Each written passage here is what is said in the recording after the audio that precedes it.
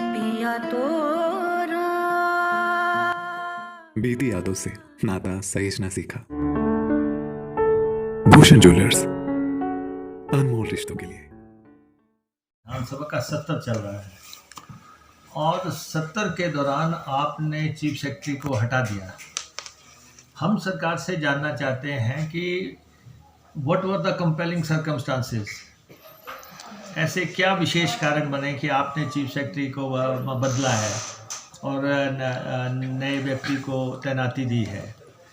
और ये हाउस में अपना पक्ष रखना, अपनी बात उठाने का हमें अधिकार है, इसलिए हमने उनसे ये बात जाननी चाहिए। क्योंकि आज के अखबारों में छपा था कि चीफ सेक्रेटरी हटाए जा रहे हैं, नए चीफ सेक्रेटरी बन रहे हैं और फाइल अप्रूव हो गई है और गवर्नर हाउस से। तो ये सारी बातें, तो जब हाउस चल रहा हो तो फर्स्ट राइट हाउस का होता है कि उसको सूचना दी जाए।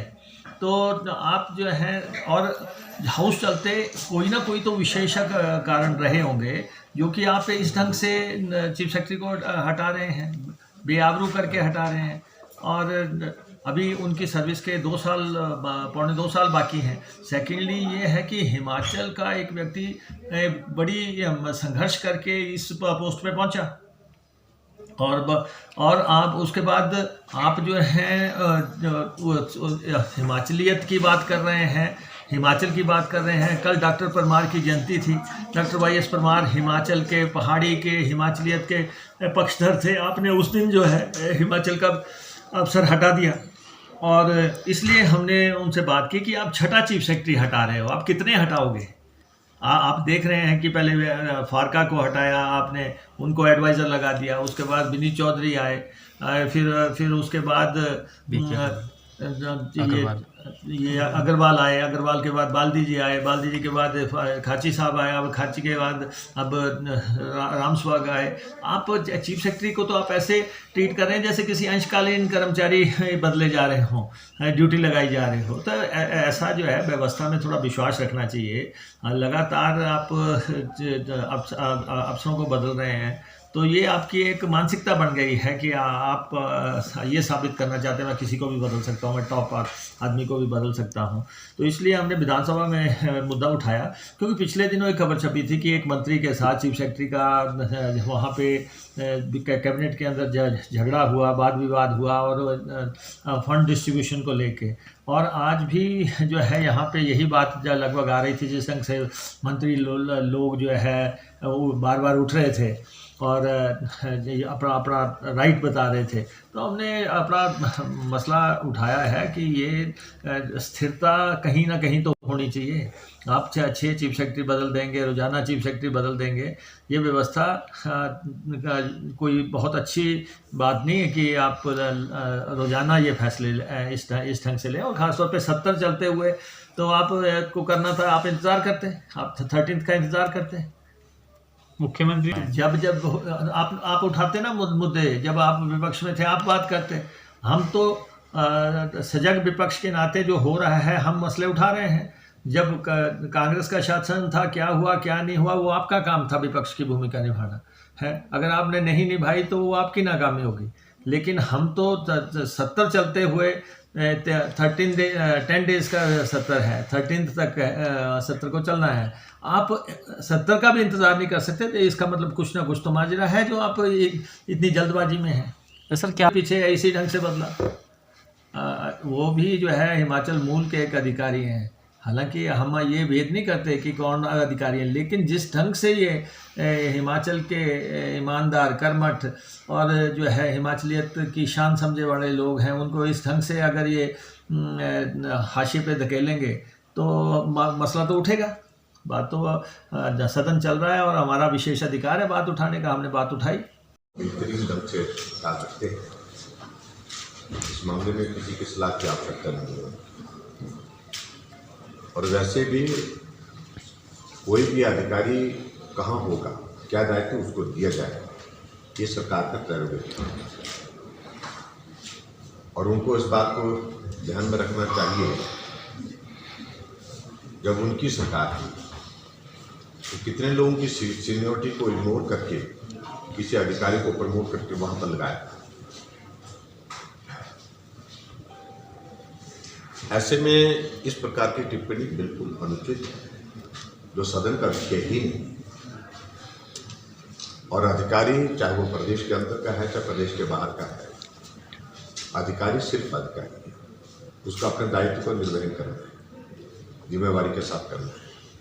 इसलिए उनको भी बांटना और उसमें राजनीतिक दृष्टि से उनको भी किसी तराजू में तोड़ना वो उचित नहीं है, बिल्कुल भी उचित नहीं है। और मैं समझता हूँ कि हिमाचल प्रदेश में सभी अधिकारी सक्षम हैं, अच्छे हैं, सब लोग अपने अपने हिसाब से अपनी क्षमता के अनुरूप जो है अपने दायित्व के निर्वहन में लगे हुए हैं, कंट्रीब्यूट करते हैं। इस तरह से अधिकारियों को अपमानित करने की अगर कोशिश होगी तो स्वाभाविक रूप से उसका संदेश जो है वो अच्छा नहीं जाएगा।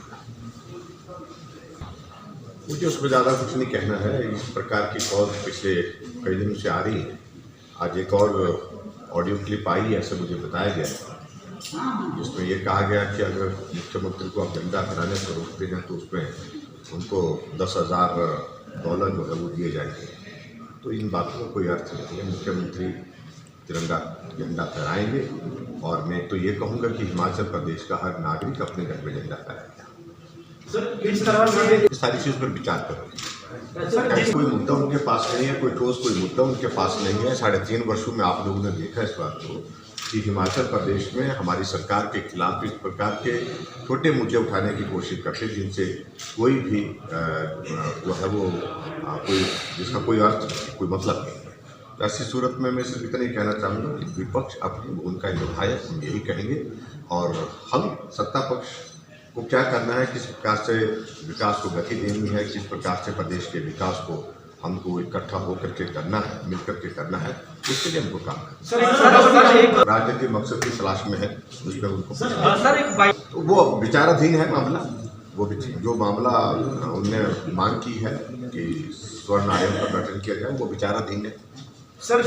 बने नहीं बने ये सरकार ने देखना। मैं तो इतना कह सकता हूँ, ना मेरे कहने पर, ना आपके कहने पर, ना किसी व्यक्तिगत के कहने के आधार पर कुछ चलता है। Everything has to work within a framework of law, rules, regulation, उसके आधार पर चलता है। ये ऐसा नहीं है कि मेरी इच्छा है या आपकी इच्छा है या किसी की इच्छा है। अगर उन इच्छाओं के आधार पर चलना है तो सबकी इच्छा टकराव करेगी, वो अराजकता पैदा करती है। इसलिए everything is to be done by rules and regulation.